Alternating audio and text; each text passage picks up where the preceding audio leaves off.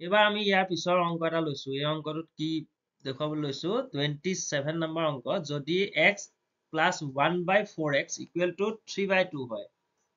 3/2 হয় তেন্তে 8x cube divided by 1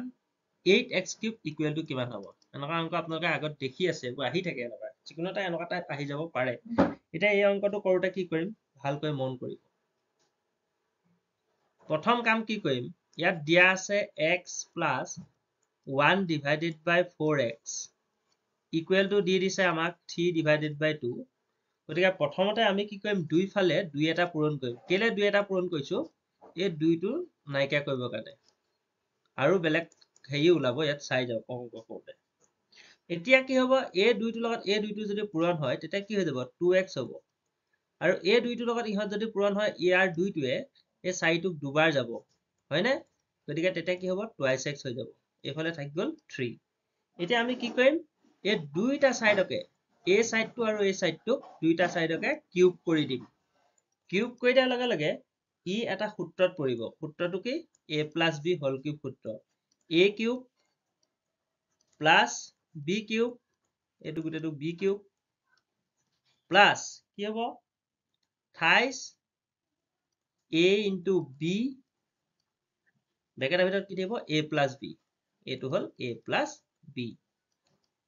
equal to এই সূত্ৰটো মানে ব্যৱহাৰ কৰি অংক কৰিবলৈ পৰীক্ষাত প্ৰায় এটা আহেই ঠিক আছে এইটো নাহিব পাৰে বেলেগ টাইপ এটা হৈ যাব পাৰে এই ফৰ্মুলাটো ইউজ কৰি পেলাই কৰিবলগীয়া হয় তেতিয়া ভালকে মন কৰিব এতিয়া এইটো চাওক 2x কিউব মানে 2 কিউব কৰিলে কিমান হয় 8 হয় গতিকে 8x কিউব হ'ল প্লাস এইটো হ'ব 1 আৰু তলত থাকিব কি 8x কিউব দেখিলে তাৰপৰা এই দুইটো কাটাকাটি গ'ল ঠিক আছে দুইটা কাটাকাটি গ'ল ইয়াত কি থাকিবগে তেতিয়াহ'লে তাৰমানে এই গোটেই x টো x টো গুচি গ'ল আৰু 3 এগুণ কিমান থাকিব 3 আৰু ইয়াৰ যিটো ভ্যালু আছে 2x 1/2x এইটো আমি অলপ আগত যে কৈছিলো এইটো ভ্যালু কিমান পাইছিলো 3 পাইছিলো গতিকে ইয়াত এটা মান বহুৱাম চাব দেই 8x cube plus 1 divided by 8x cube এইটো হৈ গ'ল 3 এগুণ 3 কিন্তু লিখি দেখাইছো 3 আৰু ইয়াৰ মানটো হৈছিলে কিমান 3 ইফালে আছে 27 এতিয়া 3 গুণ কিমান হ'ল 9 হ'ল গতিকে a টোৰ মান a 9 টো যদি আমি ইফালে পঠিয়াই দিও 27 পৰা কি হ'ব 9 টো বিয়োগ হ'ব 27 পৰা 9 যদি বিয়োগ হয় কিমান থাকিব 27 পৰা 9 বিয়োগ কৰিলে থাকিব কিমান 18 হয় নহয় 18 থাকিব গতিকে ইয়াৰ শুদ্ধটোটো হ'ব 18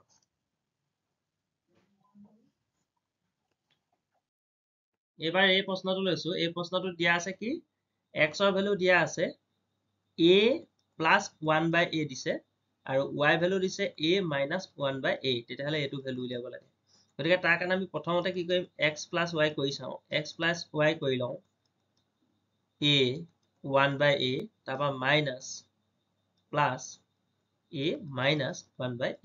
এতিয়া এইটোত চাব এইটোত কি আছে চিনৰ আগত মানে 1/a আগত প্লাস চিন আছে 1/a আগত মাইনাস আছে গতিকে এইটো কটাকটি গ'ল a থাকি গ'ল গতিকে x plus y ভ্যালুটো আমি পালো 2a এটা আমি x minus y কৰি চাওঁ x minus y ভ্যালুটো উলিয়াই লওঁ a plus 1/a minus a এইটো মাইনাস যেহেতু কৰি দিম গতিকে এইটো a চিনটো কি হৈ যাব সলনি হৈ যাব মাইনাসে কি হৈ যাব প্লাস তেতিয়া a to a কাট খাই গ'ল এবাৰ 1/a কেটা হ'ব দুটা তাৰমানে 2 into 1/a 2 এগুণ কিমান 2/a তাৰমানে x minus y ভ্যালুটো পালো 2/a x plus y ভ্যালুটো পালো 2a এতিয়া আমি কি কৰিম এইটো ফৰ্মুলাটো এইটো ব্যৱহাৰ কৰিম কেনেকৈ কৰিম x to the power 4 আছে y to the power 4 আছে minus 2x square y square আছে এতিয়া আমি ইয়াক কি কৰিলো x square মানে এইটো a square বনালো এইটোক আমি কি বনাইছো b square আৰু এইটো twice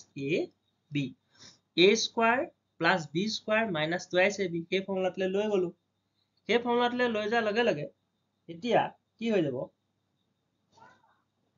এইটো কি হ'ব আমি এটা ফৰ্মুলা আছে ফৰ্মুলাটো এইটো a square plus b square minus twice ab equal to কি লিখিব পাৰি a minus b whole square লিখিব পাৰি এতিয়া ইয়াক আমি a minus b whole square লিখিম a মানে হ'ব কি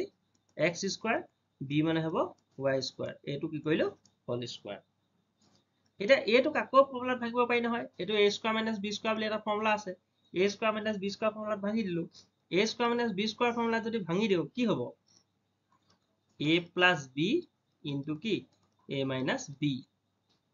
আকৌ এফালে এটো স্কয়াৰটো আছেই এটা a প্লাছ b মানে কি এটো মানে x প্লাছ y আৰু x প্লাছ y ভ্যালুটো কিমান এটো 2a নহয় জানো 2a বহুৱাই দিলো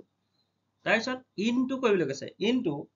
এটো কি আছিল 2/a গতিকে 2/a বহুৱাই দিলো ইফালে স্কয়াৰ আছেই a কটা গল 2 দুগুণ কিমান হল 2 দুগুণ 4 4 ক স্কয়াৰ কৰি দিলো 16 হৈ গল অংকটো বুজি পাইছ না চাব যদি বুজি নাই পাই আকৌ ৰিপিট কৰি এবাৰ চাব বহুতৰ কাৰণে এই অংকবোৰ উজু হৈ যায় তেওঁলোকৰ কাৰণে মই ভিডিওটো দিয়া নাই মই কৈ দিছো যিসকলে বুজি নাপায় বা যিসকল অলপ কনফিউজ আছে সেই সকলৰ কাৰণে ভিডিও দিছো কিছুমানে এইবোৰ অংক পৰীক্ষাত এই অংকটো আহিলে হয়তো বহুতে নোৱাৰিবও পাৰে সেইবিলাকে চাব যিবিলাক অংকত পিএইচডি কৰি দিছে তেওঁলোকে নাচাব এইটো এবাৰ এয়া পিছৰ অংকটো লৈছো এনেকুৱা অংক পৰীক্ষাত দিয়া দেখিবলৈ পোৱা যায় এইটো সহজ হয় বস্তুটো ইমান ক্ৰিটিকেলি নহয় কিনো অৰ্থটো আছে চাব √5 হৰণ √5 আকৌ এইটো 5 টু দি পাৱাৰ p আছে দেই এইটো 5 টু দি পাৱাৰ p মানে এইটো এনেকে আছে 5 টু দি পাৱাৰ p এনেকে আছে যদি এনেকে থাকে তেতিয়াহলে p ৰ মান কিমান হ'ব এইটো বাৰু একেবাৰে সিম্পল অংকয়ে হলো পৰীক্ষাত আহি যাব পাৰে কিছুমানৰ কাৰণে এইটো টান হৈ যাব পাৰে এতিয়া মন কৰিবলগীয়া ইয়াত কথাটো হ'ল যে আপুনি কি কৰিব লাগিব যেহেতু ইয়াত হৰণ আছে হৰণত সদায় এটা কথা মন কৰিব হৰণত এই ঘাতবিলাক সদায় বিয়োগ হয় গতিকে এইটো ঘাতটো কি হ'ব বিয়োগ এফালে আছে 5p একদম সিম্পল এইটো √5 7 পৰা 5 গলে কি থাকিব 2 এতিয়া 5 এইটো হ'ল p এতিয়া চাব কথা এটা এইটো আমি এতিয়া কিছুমানে কি কৰিব এইখিনিতে p ইকুৱেল টু ডাইৰেক্ট 2 লিখি দিব বহুতে কিন্তু p ইকুৱেল টু ডাইৰেক্ট 2 নহব কেলে নহব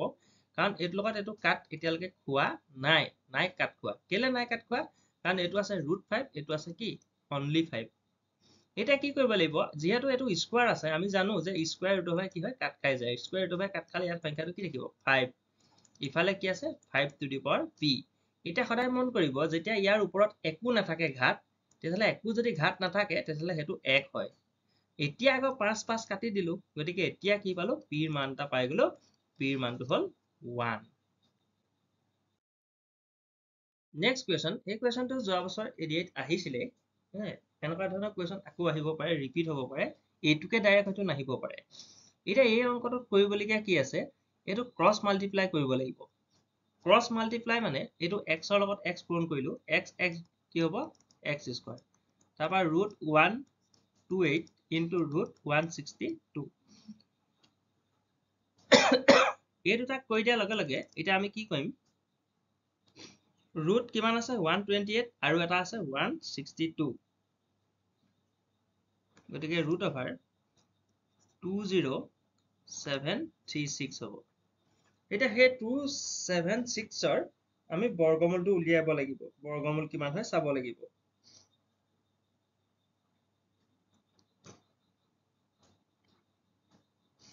ইয়াৰ বৰ্গমূল হ'ব মানে এটো বৰ্গমূল ভাঙিলে হ'ব 144 মানে এটো এনেকুৱা হ'ব 144 হ'ব ঠিক আছে 144 ৰ কথাটো কি মানে 144 ক স্কয়াৰ কৰিলে কি পোৱা যাব 20,736 পোৱা যাব অৰ্থাৎ ইয়াৰ বৰ্গমূল হ'ল 144 এতিয়া আকৌ আপোনালোকে চাওক 144 টোক আমি জানো এটা বহুতেই এটো উত্তৰটো কি লিখি দিব এই অপচন ডি 144 হৈ গল বুলি দি দিব কিন্তু আমাক সুধিছে কি হেতু চাব লাগিব আমাক সুধিছে কি x ৰ মান বস্তুবিলাক সদায় ইজিয়ে দিয়ে কিন্তু আমি কিছুমান বস্তু পটককে নটিচ নকৰো এতিয়া বহুতে কি কৰিব এইখিনিতে 144 পাই গলো হৈ গলো উত্তৰ দি দিলো এটো নহয় এটো নকৰিব এতিয়া ইয়াত কি সুধিছে চাওক x স্কয়াৰৰ ভ্যালু হে 144 পাইছো x ৰ ভ্যালু উলিয়াবলৈ দিছে গতিকে আমি কি কৰিম x স্কয়াৰ ইকুৱেল টু এটো কিমানক স্কয়াৰ কৰিলে 144 হয় 12ক স্কয়াৰ কৰিলে গতিকে স্কয়াৰ স্কয়াৰ কাট খাই গল x ৰ ভ্যালু পাই গলো 12 গতিকে এটো হৈ গল শুদ্ধ উত্তৰ 12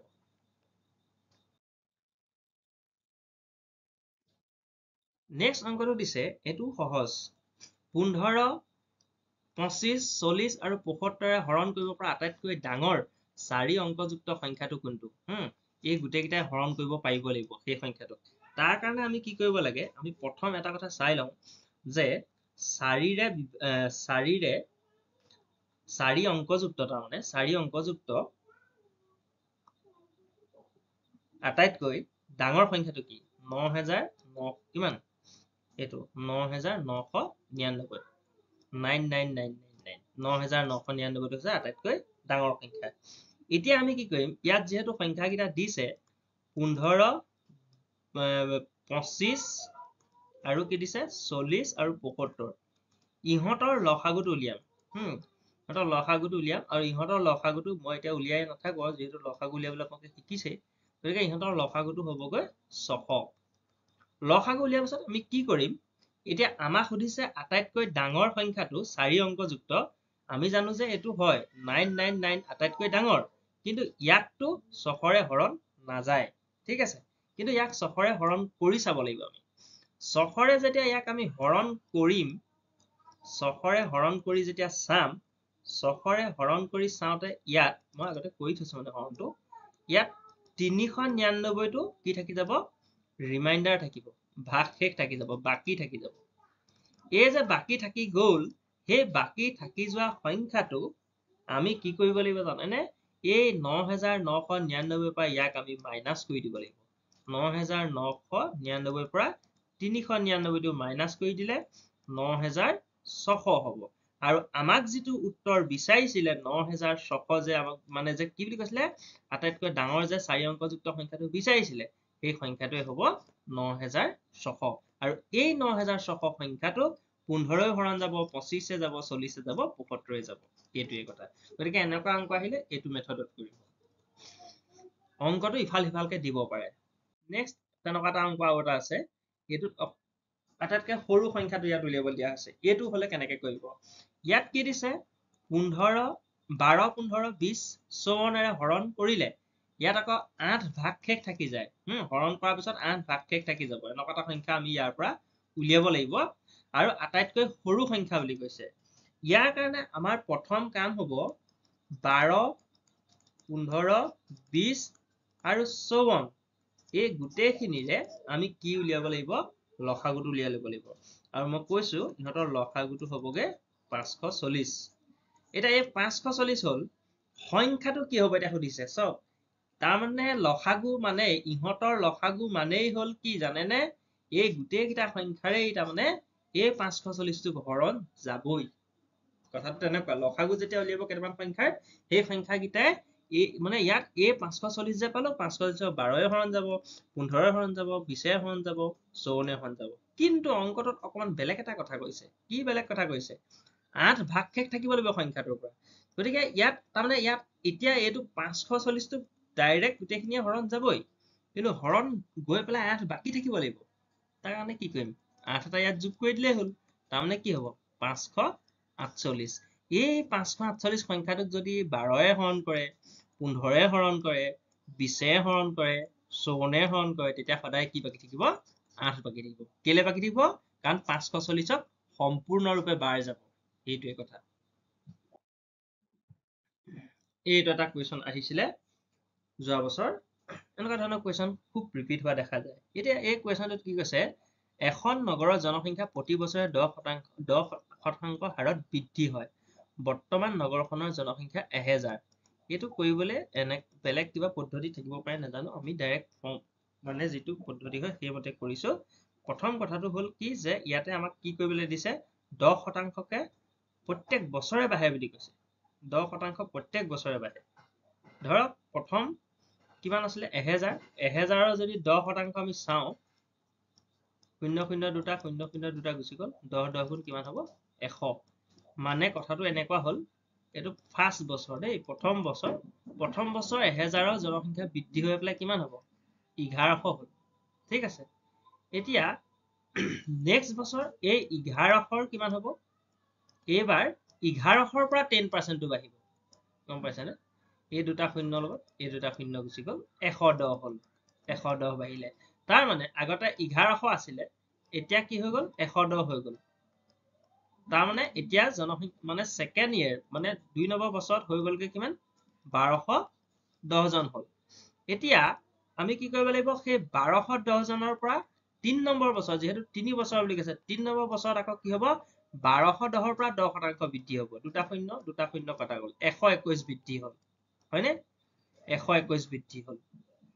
গতিকে 1210ৰ লগত আমি 121 যোগ কৰি দিলো 1 2 1 3 2 1 3 1 মানে টোটাল কিমান হলগে 1331 ঠিক আছে এই অংকটোৰ উত্তৰটো হ'ব 1331 অপচন ডি টো শুদ্ধ হ'ব নেক্সট অংকটোলৈ আগবাঢ়িছো এটা বেগত এনেকুৱা অংক এটা যোৱাবাৰ অহা দেখিছিলো গতিকে আমি এই অংকটো সেইকাৰণে বুজাই দিবলৈ বিচাৰিছো এটা বেগত এটকীয়া মুদ্ৰা 50 পইচা মুদ্ৰা আৰু 25 পইচাৰ অনুপাত মুদ্ৰাকেইটা অনুপাত দিছে 5:6:8 এইটো অনুপাতত মুদ্ৰাকেইটা আছে এতিয়া যদি এই মুদ্ৰাখিনিৰ মুঠ টকাটোত মানে টকা হিচাপে যদি 420 টকা হয় তেতিয়াহ'লে 50 পইচাৰ মুদ্ৰাৰ সংখ্যা কিমান সুধিছে কথাটো হ'ল ইয়াত অনুপাত কেইটা কি আছে আমি ধৰি ললো এটা 5x এটা 6x এটা আছে 8x 5x টো হৈছে এটকীয়া মুদ্ৰা 6x টো হৈছে 50 পইচা আৰু 8x টো হৈছে 25 পইচা এটা টোটাল এমাউন্ট চাবলৈ গলে মুঠ টকাৰ পৰিমাণটো চাবলৈ গলে আমি কি কৰিব লাগিব 5x ৰ লগত 1 পূৰণ কৰিম কেলে 5x ৰ লগত 1 পূৰণ কৰিছো কাৰণ এইটো এটকীয়া মুদ্ৰা ভালকে মন কৰিব তাৰ পিছত যেহেতু 50 পইচাৰ মুদ্ৰা মানে আধা সেই কাৰণে 6x ৰ লগত আমি কি কৰিম 0.05 পূৰণ কৰিম আধা পূৰণ কৰিলো তাৰমানে ঠিক আছে তাৰ পিছত নেক্সট 8x ৰ লগত কি পূৰণ কৰিম তেতিয়া 8x ৰ লগত কি পূৰণ কৰিম 0.25 পূৰণ কৰিম কেলে 0.25 পূৰণ কৰিছো কাৰণ আমি এটা কথা জানো যে 100 পইচাৰে কি হ'ব এটকা হয় 100 পইচাৰে এটকা হয় হয় নহয় গতিকে ইয়াক 25 পইচাটো কি হ'ব 0.25 হ'ব মানে টকালে আমি লৈ গৈছো এতিয়া ইকুৱেল টু কেই টকা 420 টকা এটা এটো কি হ'ব 5x এ হ'ব এটো কি হৈ যাব 3x হৈ যাব এটো কি হ'ব 2x হৈ যাব ইকুৱেল টু কিমান হ'ল 420 এই গুটে কিটা যোগ কৰিলে কিমান হ'ব 10x 10x ইকুৱেল টু কি পালো 420 x ইকুৱেল টু কি পাম তেতিয়াহলে 420 ডিভাইডেড বাই 10 10 এৰে হৰণ কৰিলে কেইবাৰ যাব 42 বাৰ অৰ্থাৎ x ৰ ভ্যালু আমি কিমান পালো 42 ইয়াৰ অৰ্থটো এতিয়া চাব আমাক সুধিছে কি যে 50 পইচা মুদ্ৰা কিমান আছে গতিকে 50 পইচাটো কিমান 6x আছিলে গতিকে 6 লগত x টো কি কৰিলো এইটো 42 টো পূৰণ কৰি দিলো 252 ইয়াৰ উত্তৰটো ওলাব 252 গতিকে 252 টা আছিলে কি 50 পইচাৰ মুদ্ৰা নেক্সট তেনেকুৱা এটা অংক আমি চাম যোৱা বছৰ যেটো পৰীক্ষাত আহি গৈছিল এইটো যোৱা বছৰ দিছিলে একে ধৰণে আমি কৰিম কি বুলি কৈছিলে মুদ্ৰাটো কিমান দিছে 2:3 গতিকে 2x, 5x ঠিক আছে এতিয়া মুঠ টকাৰ পৰিমাণ দিছে 35 টকা কি কৰিম দুইটাক যদি যোগ কৰো 2x * 1 মানে এটো এটকীয়া আৰু এটো হ'ব কিমান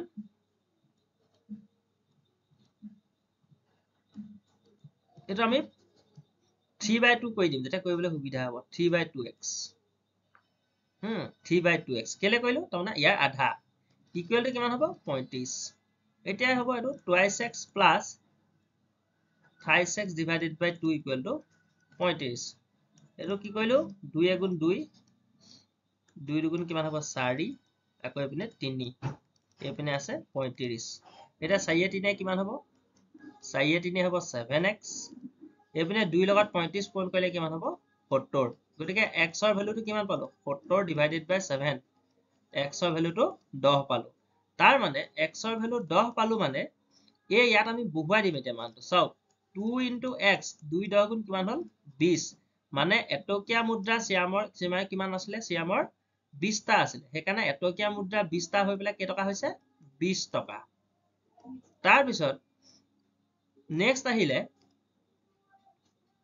এটো হল এটো 36x মানে কিমান হ'ব 3 পূৰণ 10 3 10 গুণ কিমান হ'ব 30 তাৰ মানে 50 পইচা মুদ্ৰাত 30 টা আছিলে গতিকে 30 টা 50 পইচাৰ মুদ্ৰাত কিমান হ'ব 10 টকা হ'ব 10 টকা নহয় 15 টকা হ'ব গতিকে 15 টকা হোৱাৰ লগে লগে কি হ'ব 20 টকা আৰু 15 টকা যোগ কৰিলে কিমান হৈ যাব 35 টকা হৈ গ'ল মানে আমাৰ অংক শুদ্ধ বুলি আমি গম পাই গলো হয়নে গতিকে আমাৰ কি উলাবলৈ দিছিলে 50 পইচাৰ মুদ্ৰা কেইটা আছে গতিকে 50 পইচাৰ মুদ্ৰা আছে কেইটা 30 টা